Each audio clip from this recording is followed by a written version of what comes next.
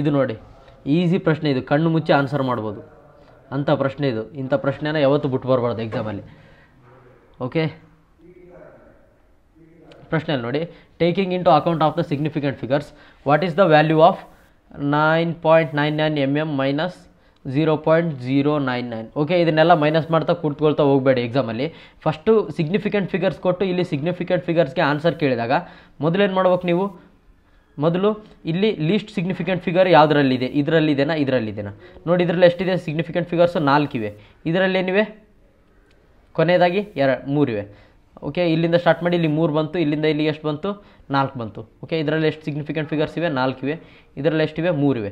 So ನಾನು final ಆನ್ಸರಲ್ಲಿ ಏನಿರಬೇಕು? 3 significant figure ಇರಬೇಕು. ಇಲ್ಲಿಲ್ಲ 3 ಸಿಗ್ನಿಫಿಕೆಂಟ್ ಫಿಗರು, ಇಲ್ಲಿಲ್ಲ. ಸೊ 3 ಸಿಗ್ನಿಫಿಕೆಂಟ್ ಫಿಗರ್ ಇರೋದಿಲ್ಲ ನನಗೆ ಆನ್ಸರ್ ಎ ಅಲ್ಲಿ. ಸೊ ಆದ್ದರಿಂದ ಆನ್ಸರ್ ನನಗೇನು ಬರುತ್ತೆ? A is my answer. Okay, ನೋಡಿ ಮೈನಸ್ ಮಾಡೋದು ಏನೂ ಇಲ್ಲ ಇಲ್ಲಿ. ಓಕೆ.